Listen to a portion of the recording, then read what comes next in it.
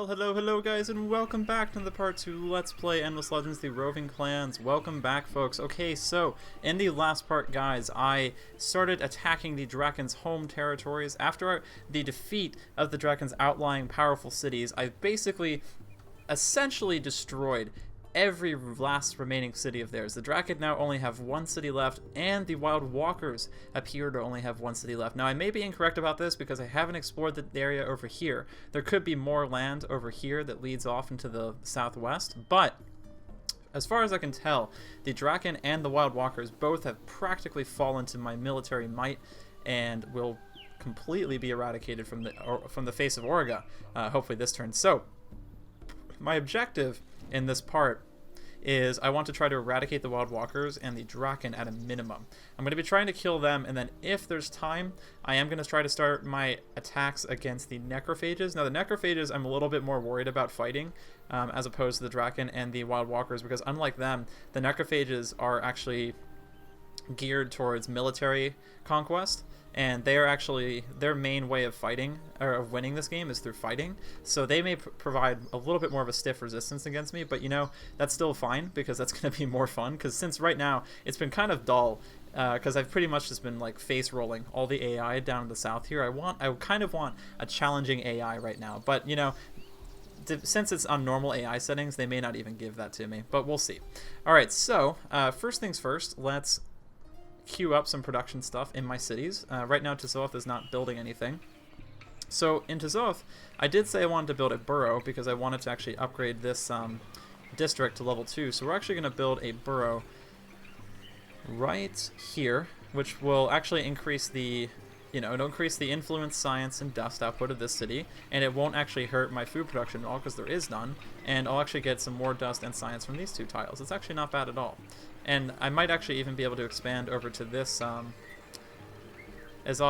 exotics anomaly over here, which is a pretty nice one. I mean, you get 5 food, 4 science. It's a pretty nice anomaly. Alright, so we'll build a burrow here. And actually, oh, it's only going to cost me 1,000 dust. Okay, so I'll just buy it that turn. And then the next thing I want to build is going to be a mithrite extractor, because I want to start getting some tier 3 minerals. So let's build a mithrite extractor down here, and then after that we should probably build a Hyperium extractor, but we're going to need to buy some titanium for that. And right now we're only producing 1 titanium per turn, so we're going to need to wait a little while. Now I probably can just buy some titanium, which actually won't be that expensive. Yeah, it's... Ooh. No one's been buying titanium. It's 30. Actually, no, that's pretty cheap in comparison to the price of mithrite and Hyperium. So, okay. Alright, so let's, yeah, you know what? Let's buy, we need 6? Let's buy 6. That'll cost me 233 dust. That's not too bad. And let's buy some, let's build this Hyperium extractor. And by building these, I'll have access to tier 3 resources, and my Steam is on. That's not something I meant to have on. Sorry about that. Which will actually give me access to really high tier weapons and armor, but I'm probably not going to research these because I can't upgrade my mercenaries with these. I will have access to Imperial funding, which I may actually get because this gives me +5 science on terrain with science. This is a very, very nice and essential late game science item, especially, or upgrade, especially if you're trying to go for a science victory. I mean, because it gives you +5 science on every region, on every territory that you have that has any kind of science on it. This is a very nice upgrade. I'd highly suggest getting that, and I probably will be getting it for myself in the next part or two. Okay, so we've done that. We don't really have enough dust to buy up any of this. Let's go to my army up here and put it together. I want to move this army up back to Graildom because we want to make sure we defend it against from these roving Arpuja armies. And then now that we've done that, I think that's all I really want to do this turn. Of course, I do want to move my armies, but that's going to have to wait one more turn. So we'll end turn here, and then hopefully destroy the Draken forever.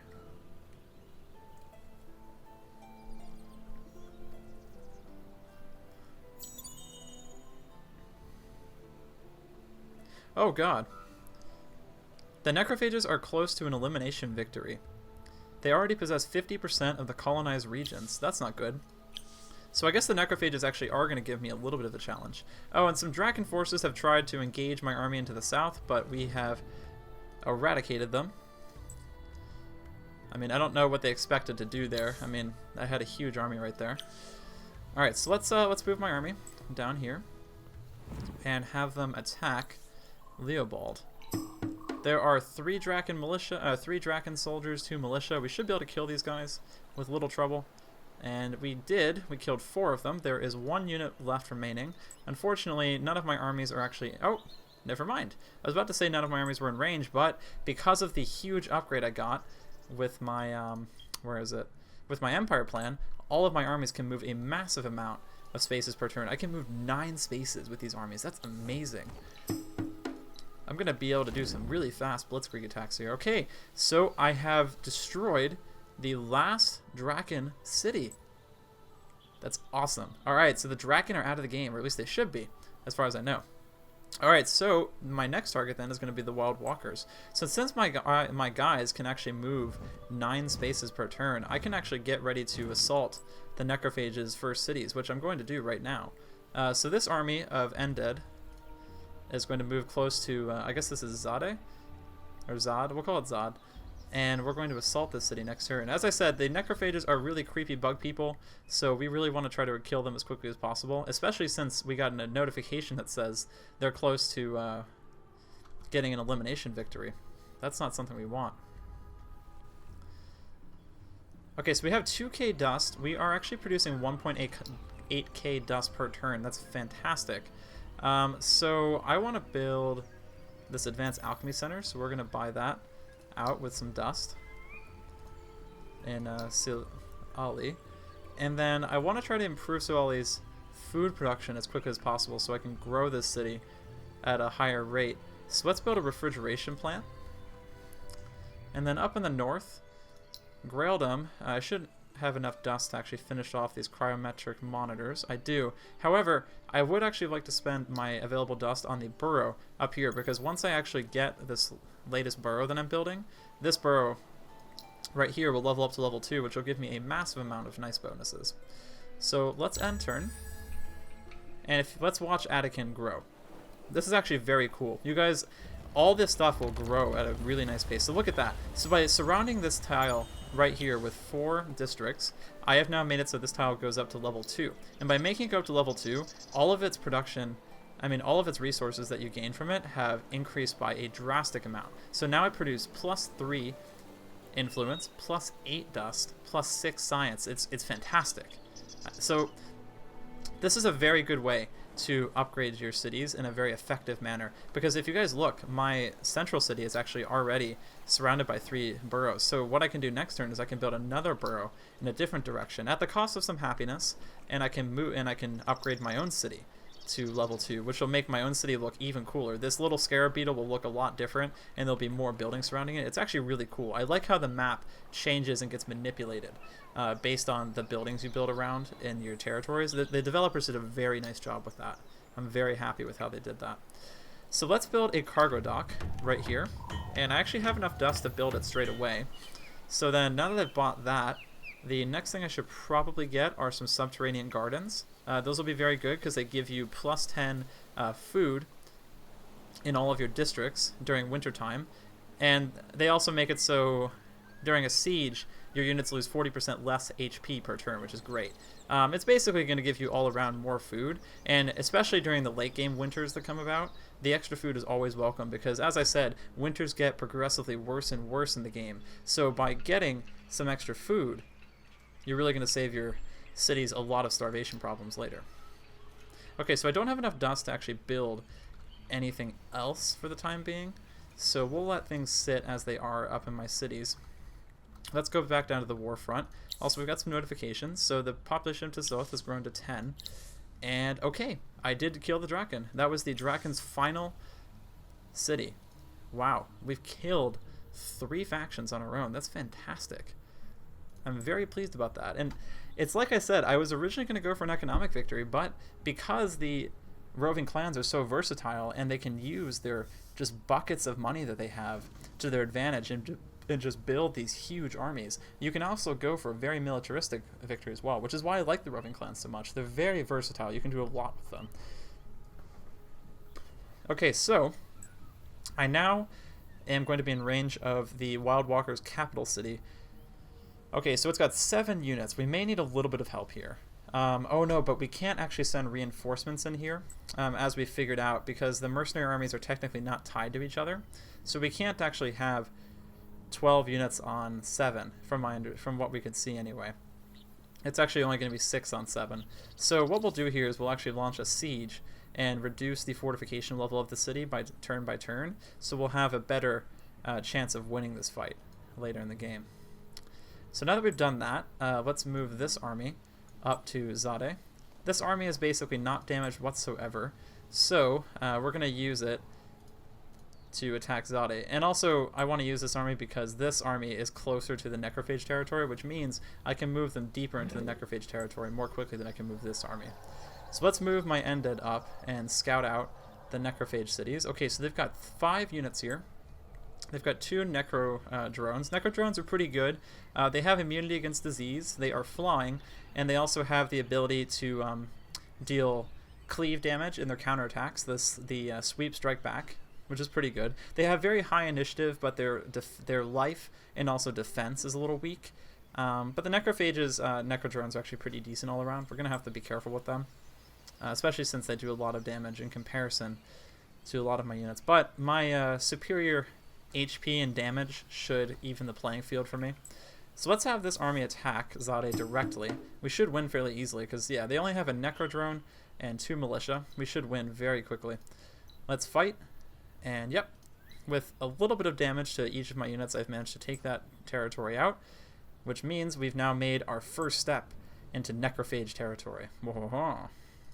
Okay, so before I end this turn, I do want to do one thing. In the case of another neutral enemy attack up here, I want to go to my High Inquisitor and upgrade her gear, because right now she only has tier 1 gear, and that was my bad.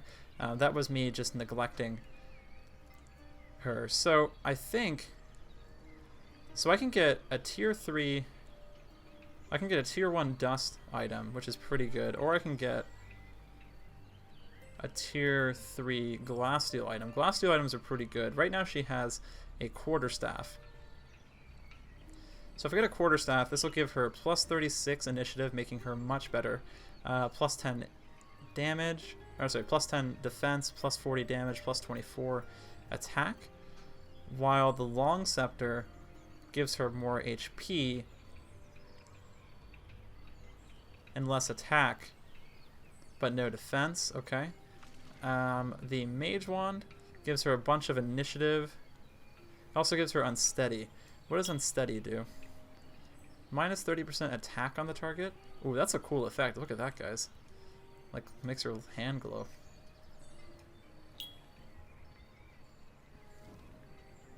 I don't really like slowdown, especially since the AI doesn't use it that much. So, you know what? Ooh, that's cool. The staff, like, floats behind her. Or the long scepter. That's pretty badass. Alright, well, even though I do like that long scepter, I want to equip the mage wand just because it looks cool, but also because it gives me some nice initiative bonuses, making it so she'll be able to, this High Inquisitor will probably be able to move before most enemies on the map. And it also gives her unsteady, which if she casts this on an enemy unit, their attack goes down by 30%, meaning they'll have less likely, a much lower chance to hit my units. So now that we've done that, let's go to my armor here. And we don't have access to glasssteel armor in tier 3 because I didn't actually research that, so we're going to get some dust-based armor. Now, dust-based armor becomes available when you hit tier 3. Let's apply this really quick. I think it'd be dust-based armor comes available when you hit tier 3 or tier 4. I think it's, no, it's tier 4. So once you hit technology level 4 and research level 4, you get access to dust-based weapons for all of your heroes and all of your units, which are very good. Dust-based weapons and armor are pretty good. Alright, so I'm going to equip a dust helm, which is going to give her an extra 15% defense and also a bunch of extra HP. Now, unfortunately, you actually won't see a difference when you equip armor and weapon, or armor on units, at least from what I can tell. I think you will see a difference if you equip armor on normal units. but not on heroes. It's actually a little sad. I wish you could change the armor of all the heroes, but then again, they do give you quite a lot of customization options in this game, so I really shouldn't complain too much. They could have given me barely anything. It is a nice touch that the weapon at least changes. Alright, and then with the boots, I'm going to gain even more HP in defense and then a little bit of initiative. So now my hero is going to have a huge amount of initiative. That's good. And then let's see. So if I give her... I can give her one of these items.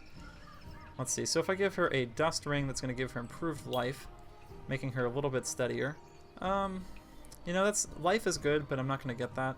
If I get the talisman, it'll give her regeneration, so she'll regenerate +2 life per level after the round, which means she'll regenerate 16 life every turn, which is pretty good. That will probably be effective, so we'll hold on to that. And then I'm going to grab the insignia, which will make it so whatever army she commands, all of the troops under her command will gain +15 life, and also +5% life as well. Okay. Alright, so now that we've done that, let's see, can I move anything else this turn? No, I cannot. Alright, so this army is going to continue moving forward to the north because this army is going to need to fight by themselves against this Wild Walker's capital. So I'm going to use these 2 mercenary armies to kind of press in on the Necrophage territory, while this one lags behind a little bit and besieges the last Wild Walker's city. Alright, so I'll end turn. And we're getting pretty close to victory, guys. We may actually even achieve it in this part. It looks like the Necrophages do have quite a lot of territory, though. But I can only, from what I can see, they have 1, 2, 3, 4, 5 territories. That's just about as many as the Draken did. And also, with my increased movement speed, I'll be able to move across the map a lot more efficiently than I could before.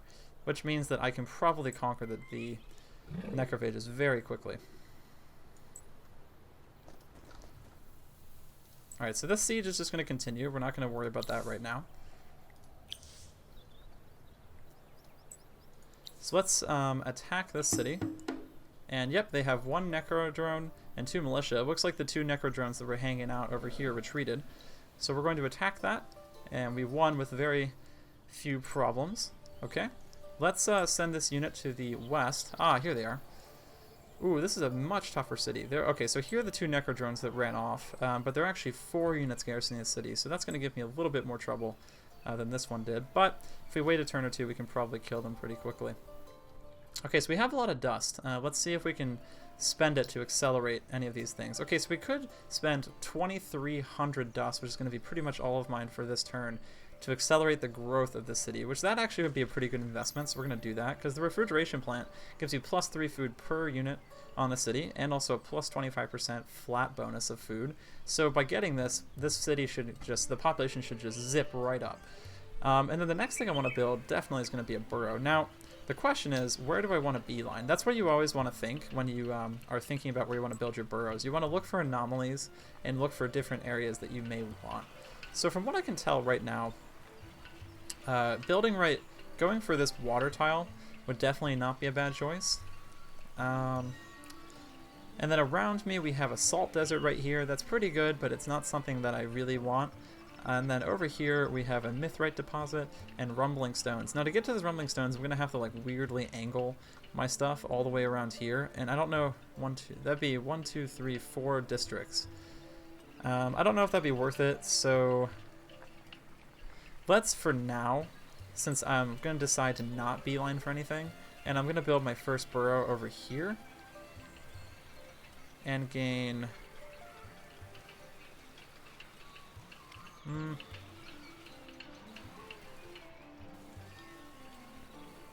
Yeah, let's build it here, because this way I'll get access to a river tile, which means I can actually get irrigation networks and also dust dredger to increase the resources I'll get from this river, and I'll get access to this water tile over here, which will give me even more production and some nicer stuff like that too.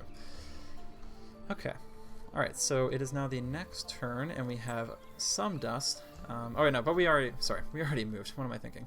Alright, so let's end turn.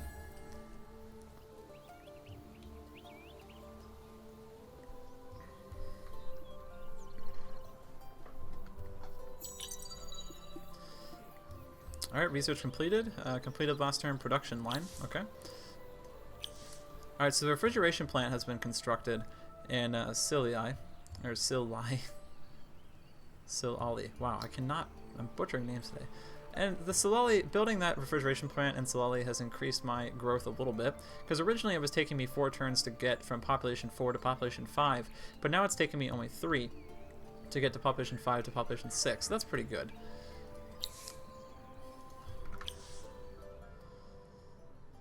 Okay. Alright, so now that we've done that, the siege is still going on down here, so we'll leave that be. Let's have this army go to this city up here and prepare to lay siege to it. It's going to take me 1 turn to get there, though. That's fine. And then we have another army down here that's kind of lagging behind a little bit. Let's move it up to the north in Necrophage territory and see what we've got to take on up here. This Necrophage city looks pretty big. Actually, it's not too bad. It's got a city. It's got 3 units guarding it, and its fortification level is pretty high. But if we take the fortification level down in a turn or 2, we probably will be able to kill them pretty quickly. So we won't have to worry about that city too much. Alright, we have 2k dust yet again because we're producing just oodles of dust. So let's spend some dust to get these 2 extractors built in this city. Well, there's a little bit of lag. Sorry about that. And then let's build a subterranean garden. Yeah, that sounds good. Okay. And oh, we need to we need to get some science. So my current quest is that I need to get 10 technology 4 research out of the way. So yeah. Oh wait. Oh no, my current research is that I actually need to get tech 3. But we're really not worrying about the quests anymore, so I'm not going to waste my time on era 3 technologies. So I think the next thing I'm going to want to get, let's look at things here. So I can get a +1 minor faction assimilation slot. It's not too bad. Alliance.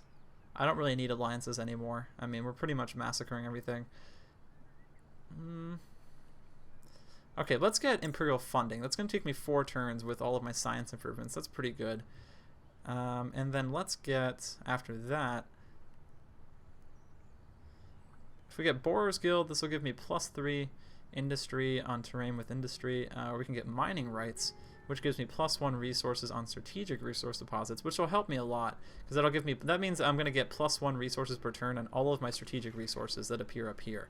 So yeah, let's get Borer's Guild next, and then after we research those 2 technologies, we'll actually be able to get to tech level 5, which means we'll be 1 tier away from actually getting a science victory.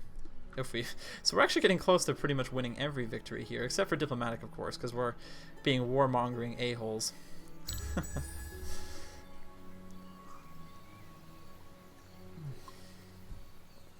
Okay. What we got? Okay, so we built the 2 extractors. That's good. So that's going to give me some mithrite and some other strategic resources. So let's have this unit go up to this city in Magomaj. And oh my god, we are so close to winning this. There are only... Oh no. Okay, so I think there's 3 cities left. Not counting this one, which we're going to kill soon. Oh man, we are getting so close. I'm excited. I forgot to mention, guys, but I don't think I've actually won an Endless Legends game yet. I've gotten close, but I haven't actually finished one yet. As I said that at the beginning of the game, I'm still pretty new at the game, and I'm learning things step by step, but yeah, I'm very excited to actually finish this. Alright, so we've got a bunch of dust stockpiling. Let's let it sit there for right now. I'm going to end turn again and let these sieges kind of go about here.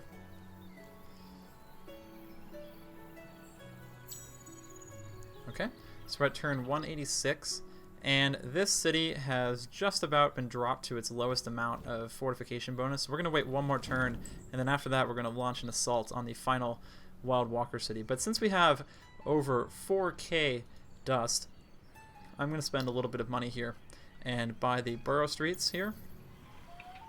And then once that's built, building an irrigation and a dust dredger will actually be very nice. And that's only going to cost me a little bit of dust, so we're actually going to have a lot more dust remaining. So, let's see. Tezoth could actually use some food growth. It's only got 10 population right now. It's lagging behind a little bit. So let's buy this so it gets the subterranean garden here. It's going to cost me 2k dust. And then I can spend some more dust to get this cryometric monitor, which will give me an extra 15% science on any terrain with anomaly. Which I believe we have 1 or 2 anomalies in range of me here. Or do I not? Oh, I might actually not have any anomalies here.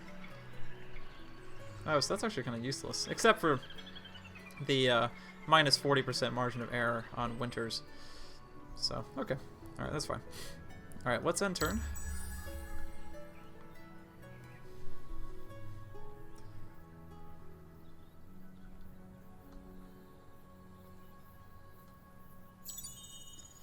Alright, and because of all the money I spent, we've built a ton of stuff here.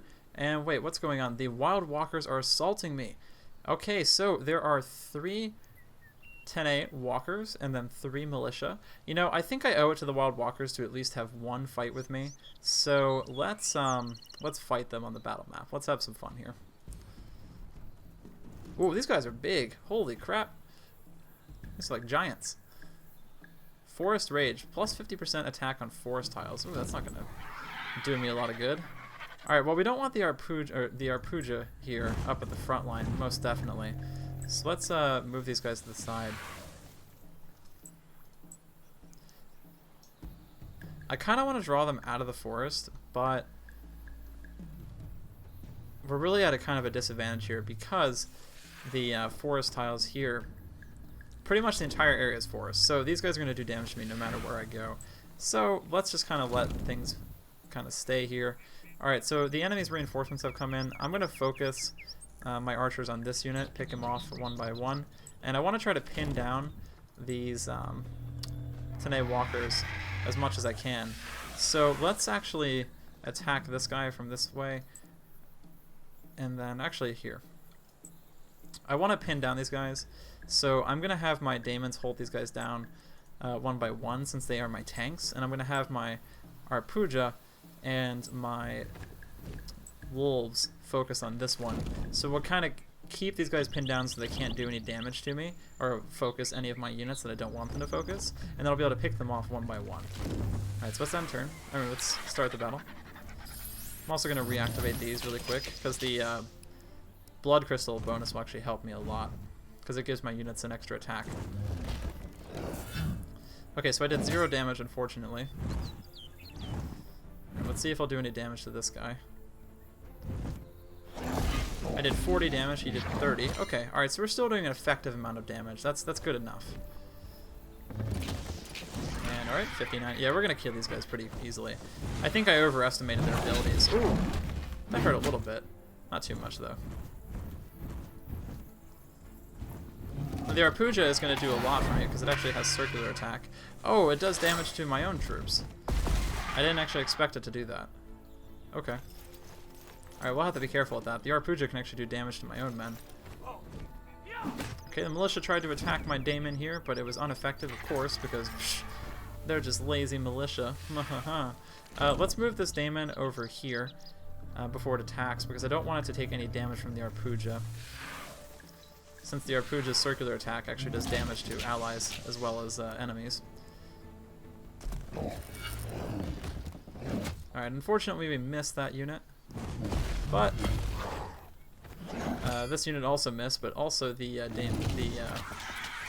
walker missed as well, so it's not a big deal. Okay, so I moved my daemon over here, so we're actually not gonna. I'm gonna take damage here. Oh no, I'm not. Okay, good. Because I wasn't actually right next to him, so I didn't take damage from my Arpuja's attack. That's good.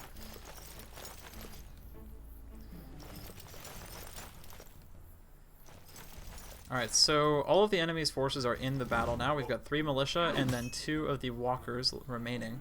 So we pretty much got this battle in the bag, to be honest, at this point. Let's have my daemon here attack this walker. And then my archers will focus on that one. And yeah, let's actually move this daemon over here to keep this militia busy, so I don't have to worry about them harassing any of my units. And I also don't want to move right here, because if I do that, my Arpuja will hit me with its circular attack, because I'll be adjacent to it. Alright, so let's let my wolves launch an attack. Okay, 64 damage. That's great. We did a normal attack. And 30 damage. Oh, yeah.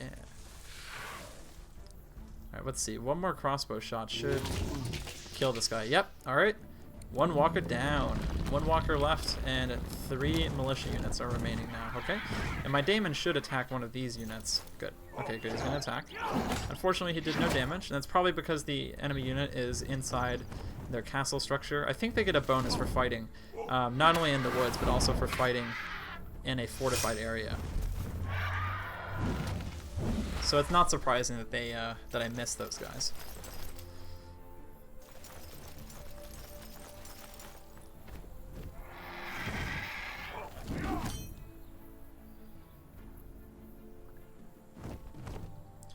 Alright, so let's have my crossbowman focus on this unit. While this daemon focuses on him. This daemon... Okay, that should work. Alright, so we've launched one crossbow shot. And, okay, so we've now taken a swipe at the walker, which means it will no longer be able to counterattack against me. That's good. Okay, and I managed to kill that militia unit with one shot. Oh, but since we're right in front of this unit, we did melee damage. But okay, that's alright. We did 59 damage. That's still really good. Unfortunately, my daemon keeps missing because of the height advantage these troops have against me. Oh, this is unfortunate though. This unit of walkers right here only has 9 HP left. It's really close to being dead. Alright, let's just let things sit as they are. We should be able to kill this unit with one crossbow shot. Yep, there they go. Okay, so if we kill these 2 militia units this turn, we should be able to win. I think we, so it looks like, so Fave's 5 of 6, so I think we have 2 more turns left before we actually have to quit the field and get a draw. But we should be able to kill these militia and win the game for me. Okay, so there goes one crossbow. Yep, alright, he's down. With that militia out of the way, this daemon should make short work of this unit, especially since he's going to be at a height advantage. Okay, he did 34 damage and took 11. And the Arpuja is going to attack. Alright, let's see. Okay, we've got one more turn. But we've pretty much got this in the bag. One shot will basically kill these guys. Oh, but my daemon's going to deal the finishing blow, I think. Kabam! 80 damage. Fantastic. Alright, so with that, the Wild Walker's final city has been destroyed. Now, I'm going to end turn before I'm going to end turn after this because I want to confirm to make sure we've actually killed the Wild Walker city. Let's attack and take over this place. And alright, so my Arpuja and one of my daemon units in this army have leveled up to level 4, making them that much stronger. And now that we've finished the Wild Walkers, let's move this army up. Fantastic. Okay, so there is now only one remaining faction left. The disgusting and vile bug people, the Necrophages. I'm coming for you, Necrophages. Well, I guess I've already am coming for them because I'm besieging 2 of their cities, but I'm coming for you, Necrophages. Alright, so let's end turn. Or actually, let's end turn after we construct a few things here. Let's build a burrow. Oop. That's a lot of lags. Sorry about that, folks. I'm not sure why that's happening. I'll have to check into my settings later. Let's build another burrow over here on this tile because it's going to give me access to even more river tiles over here. And I'm going to buy that out again, and then I guess I'll build a subterranean garden. That'll be helpful. And then into south, let's build a... I guess we can build another burrow. There's not really much else to build. And we can gain access, if we build it right here, we'll gain access to this science building. Or this village, essentially. We'll be able to work here for some extra science and industry, and we'll gain access to the anomaly here, which is going to be nice. So we'll do that. And then in Graildom, let's build a burrow. Oh yeah, so I guess I could have shown you guys this. I don't think I actually showed you all what a level 2 city center looks like. Well, this is what it looks like. So this is a level 2 city center. You can see here it produces a really nice amount of resources. And you can see that the beetle is much bigger. It's got this huge like kind of city coming out of its back, I suppose. It's got a few more buildings and towers around it. It's pretty cool. So let's build a burrow somewhere. I gotta figure out where I want to build it though. So this burrow is currently surrounded by... This district is technically surrounded by 3 districts. So if I built one more district right here, this district would actually grow to level 2 as well, which would gain me a lot of extra resources. So if I build it right here, I will gain access to some more science and a little bit of dust. Not really a lot, to be perfectly honest, but I kind of want to just level this district up to level 2. So I'll spend the dust that I need to buy that, and then queue up a subterranean upgrade for the next turn. And with that being done, let's end the turn and hopefully see that the wild walkers are dead. I really wish the game would actually notify you the turn of if you destroyed the enemy units or not. Oh, there we go. I am close to an elimination victory. I already possess 50% of the colonized regions. I am close to a supremacy victory. I have 1 capital out of the 2 required to achieve a victory by supremacy. Oh, you know, that is right. If I destroy the capital of the Necrophages, I actually can just win outright. Because there were only 2 of us left, so the way you win by supremacy is that instead of like, so elimination victory is basically you destroy every other faction, all cities, everything. But a supremacy victory lets you win by taking all the cities, the capitals of each faction. But since I'm using mercenaries to destroy these different factions, I'm actually destroying all the capitals, making it so there are less cities than I'm required to hold. So now that I've destroyed most of the factions and all that's left are the Necrophages and myself, I can actually, if I destroy the Necrophages capital city, I'll just win outright by a supremacy victory, which is really cool. So we may actually be able to win this pretty soon. So it's just down to the Necrophages and me. The mighty roving clans against the ferocious bug people. I think their capital is up. I think actually one of these 2 cities is their capital. This city seems a little too small to be their capital, to be perfectly honest. But, you know, we'll see.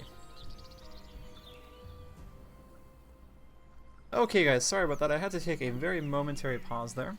Alright, so, now that we're currently besieging these cities, and my army that came from the Wild Walkers territory has finished with the Wild Walkers, let's just continue to press on to the enemy territory. All that's left are the Necrophages and myself. Oh, what's this? 2 achievements. Internal and external revenue service. With the roving clans, get more than 1,000 dust from the marketplace taxes. Oh. So I guess the Necrophages are actually... Oh yeah, that's right, because I remember if you, the AI, if they sell anything on the marketplace, I actually gain a bunch of dust from that. You know, I actually am going to use one of the few things that the roving clans do have that make them extremely strong in the economic way, is I'm actually going to go over to the Necrophages and I'm actually going to ban them from the market. By doing this, it's going to make it so Necrophages cannot use the market whatsoever. It is going to cost me a lot of influence, but it's going to be well worth it, because this means that they can't buy and sell mercenaries and heroes at their leisure. They will have actually no access to heroes at all. So I'm going to launch a market ban against them. You forced this on us. We may appear to be insects, but we do not crush so easily. Well, we'll see about that, Necrophages, because you and I are the only ones left. I wonder why it says they're exhausted. I like how it actually tells you. Okay, it's because their cities are besieged right now. That's kind of cool how it gives you like an update on what the people that you're fighting's current opinion is. Oh, you can switch to their point of view. That's kind of nice. Okay, anyway. Let's move this army up to the north. I want to check out this city because I want to see if this is their capital. You know, I don't think it is. I think this is probably their capital. I mean, it's got the most fortification out of all of their cities. And I don't see anything else that's that strong that kind of sticks out to me. So Glenka right here might actually be their capital. We might be winning this in this part. Ooh, this is exciting. Haha. My High Inquisitor has gained enough EXP to go to level 9. Wonderful. So my Inquisitor, since I'm not really using her for fighting, I think a good thing to have would be to give her another point in Inspirational Leader, because this will make it so whatever city she's governing will gain a 5% bonus in every type of resource. That's a very nice upgrade that you can give for your people. And what's this? Okay, my spices booster has ended, and unfortunately I cannot renew it because I actually am not producing spices. I got that from a quest. Alright, but I will activate my gold booster again, which is what I just did. And I'm just rolling in money right now, folks. I have 5k dust, and I'm producing 2.1, almost 2.1 dust per turn. That's fantastic. Alright, let's move this army up to the north. And I'm actually going to have them... What? Do they have another city? Oh, okay, thank God. I thought they had another city. I was about to be like, man, these freaking bugs are just spreading across like insects. Alright, well, I've taken out that area. Okay, so, now that we've done that, let's go to Graildom. And I'm going to spend some dust on finishing up this subterranean garden. And then I'm also going to build a Mithrite extractor, which is going to cost me about 1,000 dust to finish building. That's perfectly fine. Now in Tizoth, we are building a burrow to level up this current district, so I'm going to spend my dust to finish that up right now. And then we don't have any rivers here, so I guess I'm just going to kind of waste production right here, because we don't really have anything else to build, and just build some lookout towers, I guess. Because there's really, there's nothing else I can build at this city right now, because I haven't researched enough just yet. Okay, well, let's end turn. And then I think I'm going to try to attack Masaran this turn, which will, once I take that down, we'll be able to make it so the, I was about to say the insects. The Necrophages will only have 2 cities left. So let's move my gigantic Daemon army here and have them attack this place. Oh my. We have, oh, it's just 5 militia and then a level 9 hero. It's not that strong. Let's kill them. And we had a draw, but we've killed pretty much all of the enemy units and only suffered a little bit of damage to my Arpuja. And what's this? We have idle construction. Let's if you hit tab, you can cycle through your cities. There we go. Oh right, Graildom's actually not building anything. Let's let's build a burrow in Graildom. So this district has actually reached level 2 now. That's pretty cool. So we now have another district with a nice cool beetle. That's awesome. So, there aren't actually any other districts that I can build around to level them up. Actually, I can level this district up to level 2. Make my city even more sprawling. If I build my... Let's see, there is Wetland River right here. And if I were to build my... burrow right here, I gain access to this river, which would give me even more food and dust. Or I could build it right here and gain a cheap amount. Let's build it right here. I'll spend my 2k dust that I need to upgrade that. And it's really cool. So you guys can see now how these cities can become these really sprawling, these big sprawling masses. I mean, it's awesome. Like, I have this little like dock here that looks like a gigantic scarab beetle. I love the artistic design of the Roving clans. And then I've got all of these nice little leveled up districts around here. This one is going to look like one next turn. I think the really cool thing about all this is that all the districts actually look different from each other.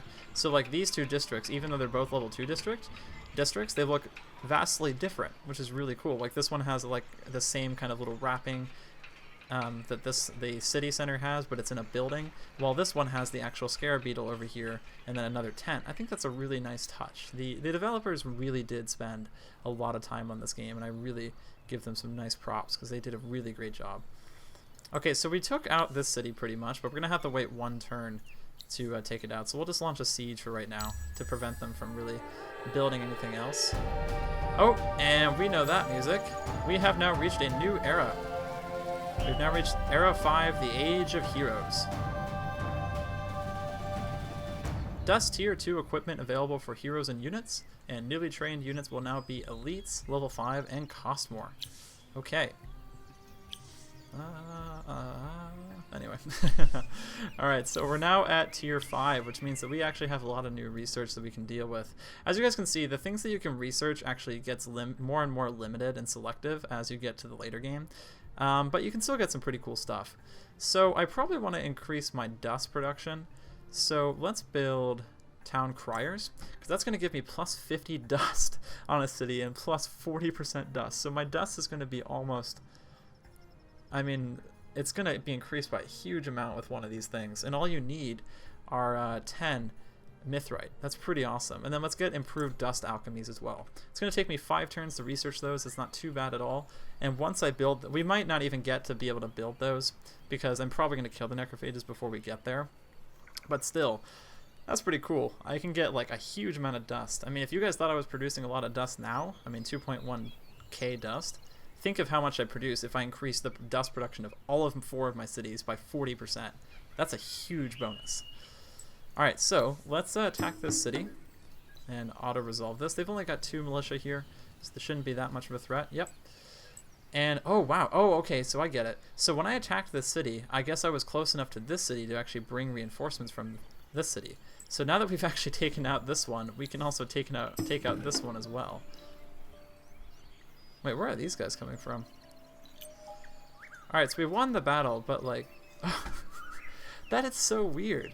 I wonder if that's a necrophage trait, because, so since I just attacked the city, it drew upon the reinforcements in this city to help this one. That's really funky. Okay, I guess we've just won the game, though. I just took the final necrophage city, and let's end turn. I don't really care about building anything. Turn 193. Let's see what happens. Did I just win the game? I did! 3 achievements. Oh, let's look at the Kaching, just warming up, and I am the eternal end, asleep at the wheel, cruise control.